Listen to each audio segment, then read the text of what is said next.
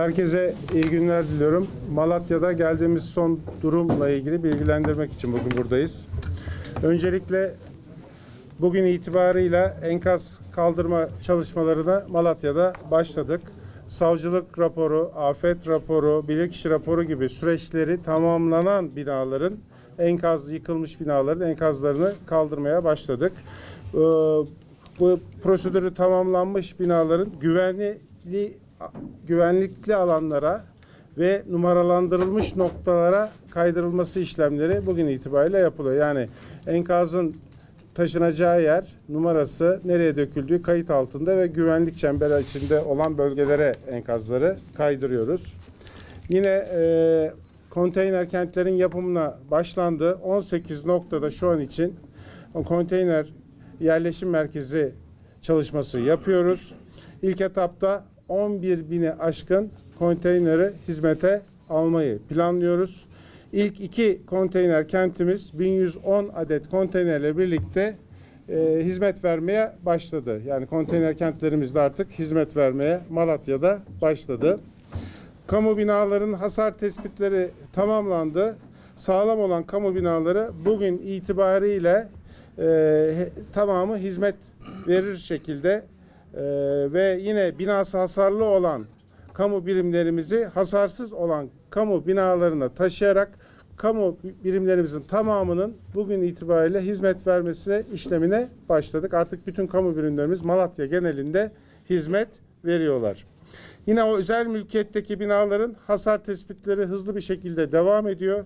En geç bir hafta içinde tamamı denetlenmiş olacak. Sağlam raporu verilmiş olan binalara vatandaşlarımızın geçip normalleşme sürecinin bu aşamasını da tamamlamayı hedefliyoruz. Vatandaşlarımızdan ricamız E-Devlet sistemi üzerinden binalarının rapor süreçlerini takip etsinler ve sağlam rapor almış binalara artık yavaş yavaş geçmelerini, özellikle kendilerinden normalleşme sürecinin tamamlanması için ricada bulunuyoruz.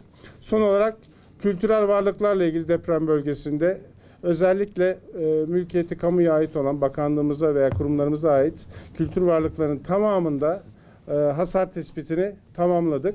İnşallah çok hızlı bir şekilde şu anda çalışmaları başlatıldı. Tekrar restorasyon çalışmalarına buralarda başlayacağız. Ben zaten yarın itibariyle Hatay ve Antakya'ya da geçiyorum. Buradaki biliyorsunuz bir tane müzemizde kısmi bir hasar vardı. Onun dışında ciddi bir hasar bölgede yok. Bir de Gaziantep Kalemizle ilgili bir hasar var. Yani mülkiyeti kamuya ait olan binalar için söylüyorum. Kültür varlıkları için söylüyorum. Onların da hızlı bir şekilde restorasyon çalışmalarına tekrar başlayacağız. Burada vakıf yapılarıyla ilgili tespitlerimiz de tamamlandı.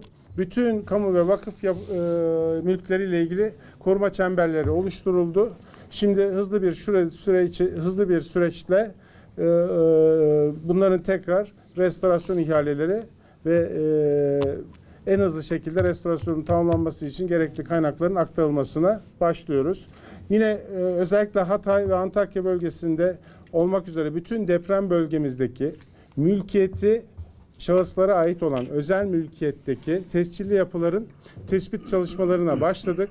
Bunlara da her birine yarından itibaren özellikle Hatay ve Antakya bölgesinde bu yapılara da bir tabela takıyoruz ve bunların tescilli yapı olduğunu, enkaz çalışmaları sırasında bakanlık görevlilerinin nezdinde enkazın kaldırılması ile ilgili uyarı levhalarını da yarın itibariyle takmaya başlıyoruz.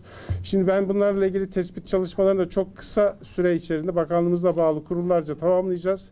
Ben de yerinde ziyaret edeceğim yarın. Özel mülkiyette olan yapıların tekrar restore edilmesi için ayrı bir paket de hazırlıyoruz. Mülkiyet sahipleriyle ilgili konuşacağız. Onların restorasyon çalışmalarını yapmaya başlamaları takdirinde onlara da destek olacağız. Maddi ve destek veya teknik destek olarak. Bu çalışmaları da tamamladıktan sonra normalleşmeyi o bölgelerde de başlatmış olacağız. Ben sözü Sayın Bakanıma bırakıyorum. Evet, Sayın Bakanım teşekkür ediyorum. Sayın Bakanımız Malatya'daki normalleştirme süreciyle ilgili ayrıntılı bir şekilde bilgi verdi. Artık Malatya'da temel şeylerle ilgili süreçler başarılı bir şekilde devam ediyor. Amacımız vatandaşlarımızın sağlam olan binalara nakillerini ve konteyner kentlere nakillerini sağlamak. Gerçekten Malatya bu bağlamda çok hızlı ilerledi. Sayın Bakanımızın da açıkladığı gibi 10.000'in üzerinde konteyner kent planlaması ile ilgili çalışmalar nihayetlendi ve 1110 tane ilk konteyner kent de Malatya'da artık vatandaşlarımıza hizmet vermeye başladı. Diğer taraftan Sayın Bakanımızın açıkladığı gibi kamu binaları Çevre Şehircilik ve İklim Değişikliği Bakanlığı tarafından sağlam raporu verilen kamu binalarına tüm memurlarımız, tüm çalışanlarımız geçti ve ilk kez vatandaşlarımızın da sağlam olarak belirlenen, Çevre Bakanlığı tarafından belirlenen binalarına geçişiyle ilgili bir örnekliği göstermiş oldu.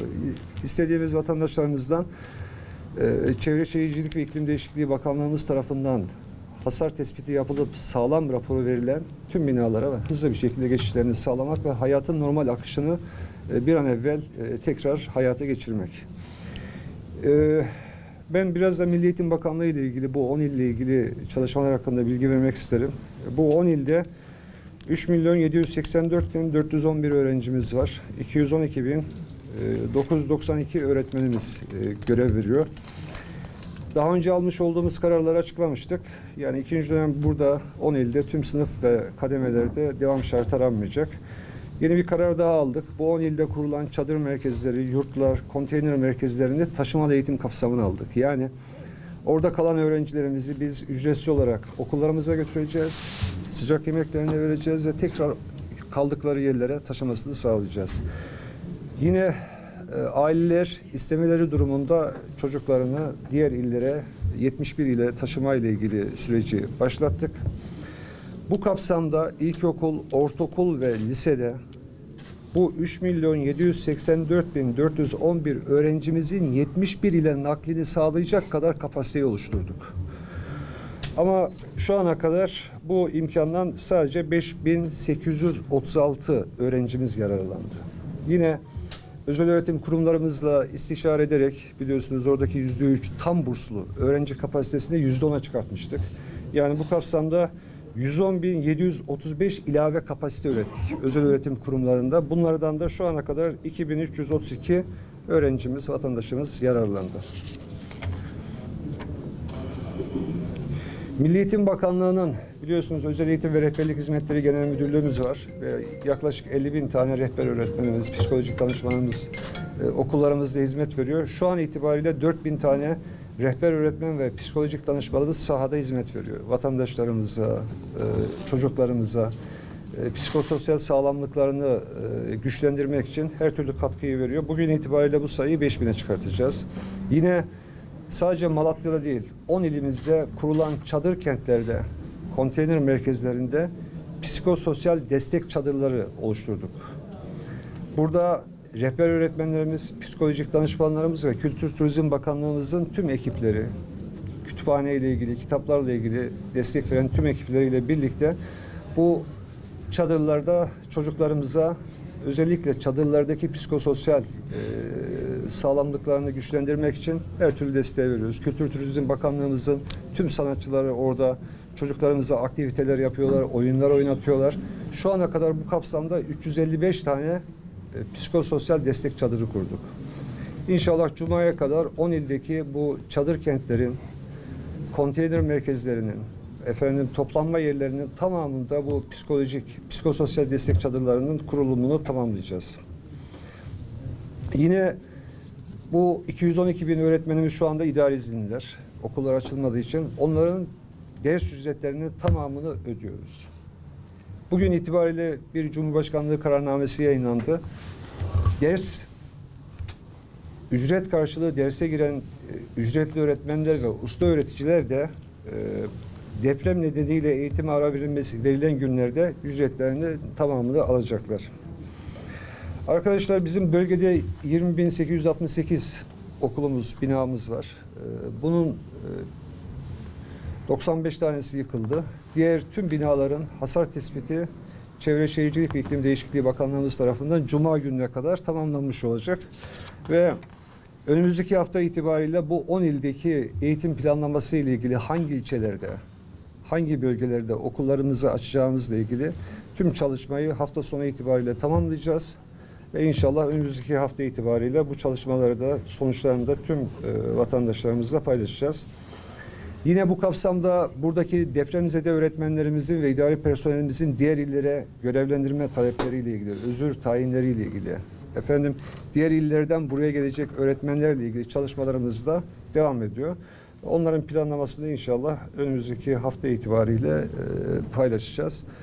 71 ilde 20 Şubat tarihi itibariyle eğitim öğretime okul öncesinden liseye kadar başlıyoruz.